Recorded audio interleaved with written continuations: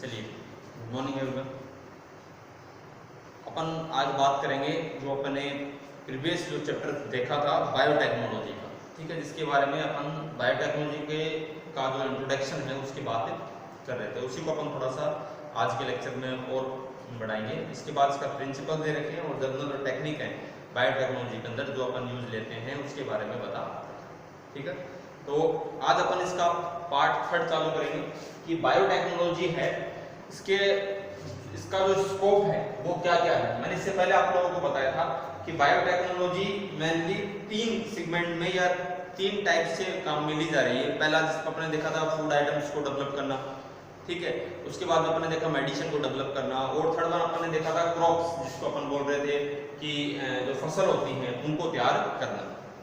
ये तो बायोटेक्नोलॉजी के यूजेस हैं ही, इसके अलावा भी बायोटेक्नोलॉजी के बहुत सारे यूज होते हैं, उनके बारे में अपन आज डिस्कस करेंगे। इसी के साथ साथ अपन ने देखा था कि मॉडल बायोटेक्नोलॉजी जो है उसमें स्पेसिफाई किस चीज को किया जा रहा है, जेनेटिक मटेरियल को, such as DNA and RNA. तो इनके अंदर चेंजेस करके, जिसको अपन रिकॉम्बिनेंट बायोटेक्नोलॉजी बोलते हैं या रिकॉम्बिनेंट डीएनए टेक्नोलॉजी बोलते हैं, उसकी सहायता से भी बायोटेक्नोलॉजी के अंदर काफी सारे जो उत्पाद होते हैं या फिर जो आइटम्स है, जो मानव के उपयोगी जो आइटम्स है उनको बनाया जा रहा है, ठीक है। तो आज के लेक्चर में अपन इसी को आगे बढ़ाएंगे और बात करेंगे इसके scope and importance of biotechnology. तो right down the new topic is scope and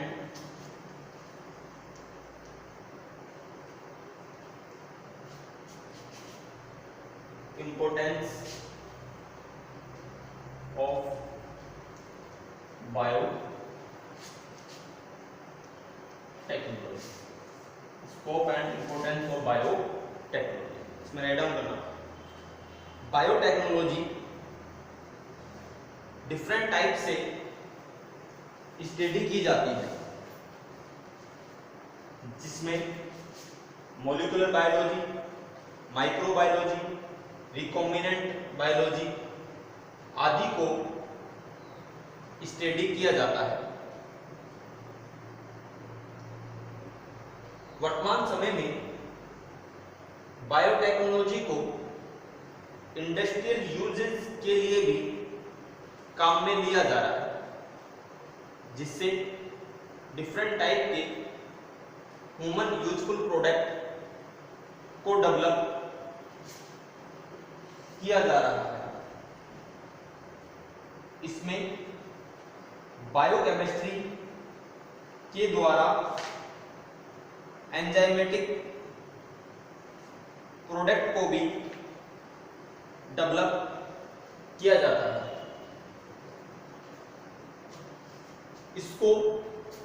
इसकी इंपॉर्टेंस के अनुसार डिफरेंट टाइप से स्टडी कर सकते हैं।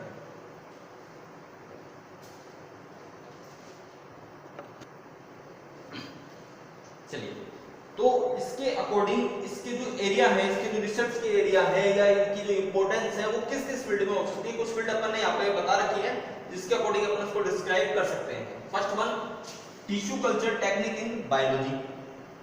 एक बार इसको देख लेना, फिर समझाता हूँ क्या चीज होती है। Tissue culture technique in biotechnology. Second, gene technology. जो जीन टेक्नोलॉजी होती है has a tool in biotechnology, tools के रूप में काम करता है बायोटेक्नोलॉजी। अगला है hybridoma and monoclonal antibody in biotechnology, medicinal biotechnology. Fourth number है प्रोटीन एंड एंजाइमेटिक बायोटेक्नोलॉजी। 6 है biotechnology and metabolic biotechnology. 7th, biotechnology in agriculture में बायोटेक्नोलॉजी का यूज इस प्रकार से होगा। बायोटेक्नोलॉजी एंड इंडस्ट्रियल माइक्रोबायोलॉजी, ठीक है। Last one, biotechnology and environment. It mean generally अगर अपन इसको देखें तो अपन इसको 9 टाइप्स के अंदर डिवाइड कर सकते हैं, इसके स्कोप एंड इसके इंपॉर्टेंस के आधार के ऊपर। तो फर्स्ट वन देखते हैं अपन tissue culture technique in biotechnology. अब देखो, बायोटेक्नोलॉजी सबके अंदर सेम है, अपन को पता है बायोटेक्नोलॉजी मीन क्या होता है। टिश्यू कल्चर टेक्निक क्या होती है? टिश्यू कल्चर टेक्निक का मतलब जिसके अंदर अपन जनरली फर्टिलाइजेशन को भी देखते हैं। इट मींस एक जो टिश्यू है या सेल है उसको कल्चर करके या उसको संवर्धित करके क्या रख लिया जाए, रख लेते हैं, जिससे भविष्य के अंदर उसका यूज डिफरेंट टाइप से अपन कर सकते हैं। ठीक है, जैसे कि स्पर्म जो सेल होती है, स्पर्म सेल को अपन कल्चर कर सकते हैं, जिसके लिए कोई ऐसा पेयर है जो कि मान लीजिए रिप्रोडक्टिव एक्टिव नहीं है या रिप्रोडक्शन को नहीं कर पा रहा, तो इसके जरिए क्या कर सकते हैं, उसमें फर्टिलाइजेशन की प्रोसेस को कंप्लीट करके एम्ब्रियो का डेवलपमेंट कर सकते हैं, चाइल्ड का डेवलपमेंट कर सकते हैं। तो ये हो गया टिश्यू कल्चर टेक्नोलॉजी। और भी डिफरेंट टाइप से अपन टिश्यू को कल्चर कर सकते हैं।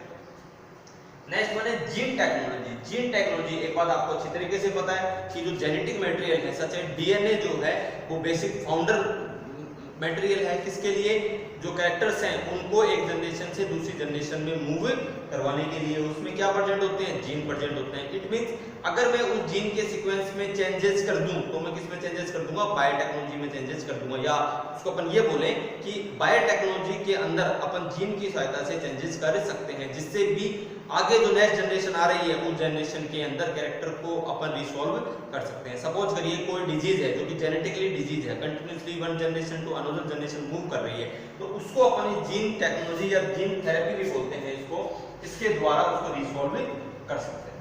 अगला है हाइब्रिडोमा एंड मोनोक्लोन एंटीबॉडी। एपी का मतलब है एंटीबॉडी। ठीक है, मोनोक्लोन एंटीबॉडी तो आप लोगों को पता ही होगा।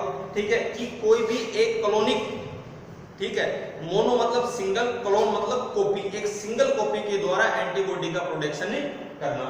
अगला है हाइब्रिडोमा। डोली बेड का फॉर्मेशन आप लोगों ने देखा है, डोली बेड किस प्रकार से बनाई जाती है, जिसके अंदर क्या हो, जो रेशे होते हैं, जो फाइबर्स हैं वो ज्यादा पाए जाए, तो वो सब किसमें करते हैं, अपन हाइब्रिडोमा के अंदर करते हैं। इट मींस ये हाइब्रिडोमा एंड मोनोक्लोन एंटीबॉडी।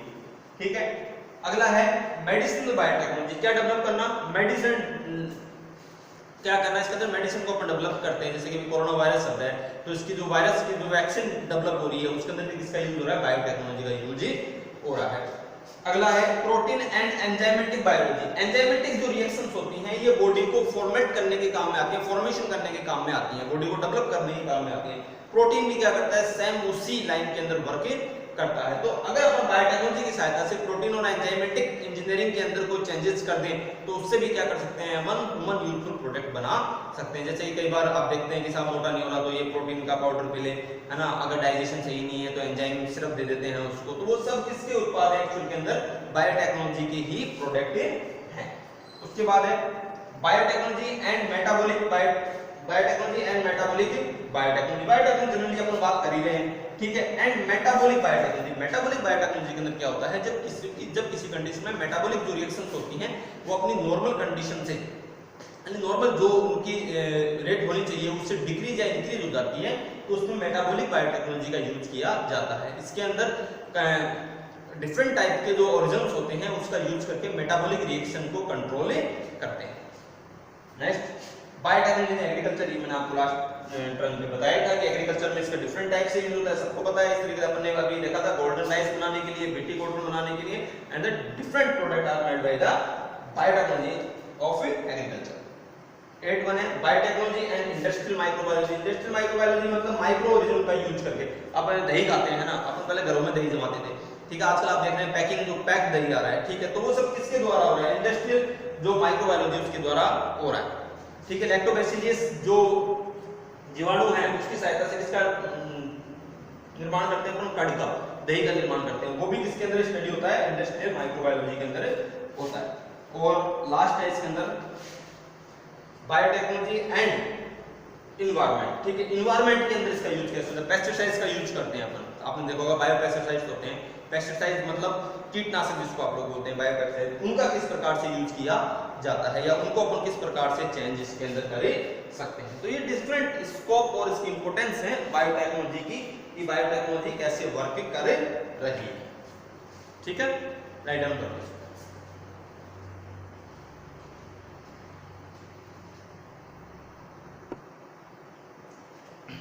चलिए अब अपन इसकी बात करते हैं इसके प्रिंसिपल की। जनरली इसके 2 प्रिंसिपल्स अपन देखते हैं। पहला है जेनेटिकल इंजीनियरिंग या जेनेटिकल बायोटेक्नोलॉजी। ये क्या चीज होती है, पहले इसको समझो। जेनेटिकल इंजीनियरिंग के अंदर क्या चीज होती है कि जीन्स बाय मैन, यानी जो जीन है वो किसके द्वारा बनाए गए हो, जो वुमन है उसके द्वारा बनाए गए या मानव की सहायता से बनाए गए हो। अब जीन बनाने का मतलब ये नहीं कि बिल्कुल नया ही जीन बना लिया, नहीं, जो जीन सीक्वेंस चल रहा है या जो डीएनए है उसमें क्या करना, चेंज कर देना और अपने अनुसार, यानी अपन को जो जीन चाहिए, यानी अपन को जो डिजायर जीन चाहिए उनको क्या कर लेना, प्रोडक्ट कर लेना, उसको बना लेना। ठीक है। It refer to artificial synthesis, यानी अपने द्वारा चेंजेस करे जाना, यानी आर्टिफिशियल सिंथेसिस संश्लेषण करना, यानी कृत्रिम रूप से संश्लेषण करना। इसके अंदर क्या कर सकते हैं अपन, आइसोलेशन कर सकते हैं। क्या कर सकते हैं, आइसोलेशन। ये आगे बताऊंगा क्या चीजें होती हैं। डीएनए जो है उसका क्या कर सकते हैं अपन, आइसोलेशन कर सकते हैं, उसका मॉडिफिकेशन कर सकते हैं। क्या कर सकते हैं, मॉडिफिकेशन कर सकते हैं, यानी चेंजेस कर सकते हैं। कॉम्बिनेशन, एक डीएनए सीक्वेंस के साथ दूसरे डीएनए सीक्वेंस को क्या कर सकते हैं अपन, ऐड ऑन कर सकते हैं। एडिशन कर सकते हैं, एक डीएनए सीक्वेंस में दूसरे डीएनए सीक्वेंस का एडिशन कर सकते हैं, उसको रिपेयर कर सकते हैं। अगर कोई जीन सीक्वेंस में कोई एरर है, कोई डिजीज को शो कर रहा है तो अपन उसको रिपेयर कर सकते हैं। Of the genetical material such as DNA, किसमें कर सकते हैं, डीएनए में कर सकते हैं। देखो जैसा कि यहाँ पर डीएनए सीक्वेंस था, क्या ये कोई डीएनए सीक्वेंस है, अपन को इसमें फॉरेन जो डीएनए चाहिए वो डीएनए कौन सा चाहिए, इस कलर का, यानी जो ये रेडिश कलर है इस कलर का अपन को फॉरेन डीएनए चाहिए। और ये डीएनए ऐड होगा इसकी बीच वाले सीक्वेंस पे, यानी इस पोजीशन पे। ठीक है, इस पे होगा। तो अपन क्या करेंगे, इसके अंदर इसको चेंज करेंगे और चेंज करने के बाद ये सीक्वेंस को क्या कर देंगे, यहाँ से रिमूव कर देंगे और उसकी जगह पे जो फॉरेन डीएनए है उसको ऐड ऑन कर देंगे, यानी उसको जोड़ देंगे, जिससे क्या होगा, न्यू डीएनए सीक्वेंस का डेवलपमेंट हो जाएगा। ठीक है, क्लियर है यहाँ तक। नेक्स्ट, इससे क्या डेवलप होगा, मॉडिफाइड डीएनए प्राप्त हो जाएगा, यानी नया डीएनए प्राप्त हो जाएगा। अब देखो ये जो डीएनए बनेगा ना, ये वाला डीएनए एक्चुअल में इस DNA is called is artificial DNA. Artificial DNA अपन ने बनाया ना भाई, पहले तो ऐसा था और मुझे ये वाला डीएनए चाहिए था तो मैंने क्या कर दिया, इसमें ऐड कर दिया और मेरे अकॉर्डिंग एक नया डीएनए बना लिया, तो वो क्या कहलाएगा, आर्टिफिशियल डीएनए कहलाएगा। अब देखो नेक्स्ट सेकंड प्रिंसिपल क्या है इसका, बायोकेमिकल इंजीनियरिंग या बायोकेमिकल बायोटेक्नोलॉजी। इसमें क्या करते हैं, it help to the growth of desire microbials and eukaryotic cells in the large quantity. आपको एक चीज पता है, एंटीबॉडी बनाने के लिए एंटीजन को क्या करा जाता है, इंजेक्ट किया जाता है, जिससे एंटीबॉडी डेवलप होती है। वो डेवलप एंटीबॉडी को कल्चर करते हैं और कल्चर करने के बाद उससे वैक्सीनेशन और एंटीबॉडी का क्या करते हैं, डेवलपमेंट करते हैं। माउस वाला आप लोगों ने एक्सपेरिमेंट देखा होगा, नहीं देखा तो भी आगे जो इसके बाद जो नेक्स्ट पार्ट आएगा उसमें बताएंगे इसके बारे में। तो इसमें क्या करना है, इसमें अपन को माइक्रोबियल्स या यूकैरियोटिक सेल्स की क्या करनी है, लार्ज क्वांटिटी को डेवलप करना है। कहां डेवलप होगी, इस स्टेलाइज्ड मीडियम में डेवलप होगी। किसमें, स्टेलाइज्ड मीडियम में, जिसको अपन क्या बोलते हैं, टिश्यू कल्चर बोलते हैं। इसकी सहायता से biochemical product such as antibodies, vaccine, hormones, enzyme आदि को डेवलप किया जाता है। जैसे ये कोई यूकैरियोटिक सेल्स है, इस यूकैरियोटिक सेल्स के अंदर अपन ने ये लाइट ब्लू कलर का क्या करता है, माइक्रोबियल्स के अंदर इंजेक्ट कर दिया, जिससे क्या हुआ, ये सेल क्या करेगी, कल्चर होगी डिफरेंट, यानी एक लार्ज क्वांटिटी में कल्चर होगी, किसके अंदर, टिश्यू कल्चर में। इससे क्या डेवलप कर लेंगे अपन, एंटीबॉडी या वैक्सीन को डेवलप करेंगे। ठीक है, तो ये था अपना आज का प्रिंसिपल ऑफ बायोटेक्नोलॉजी। इसके बाद अपन ये जो दोनों प्रिंसिपल हैं इनको बेस लेके चलेंगे और आगे की स्टडी करेंगे, और इसी के साथ देखेंगे अपन रिकॉम्बिनेंट डीएनए टेक्नोलॉजी या फिर आरडीएनए टेक्नोलॉजी। ठीक है, न्यू तार को किसी ने स्लाइड डाउन कर लो।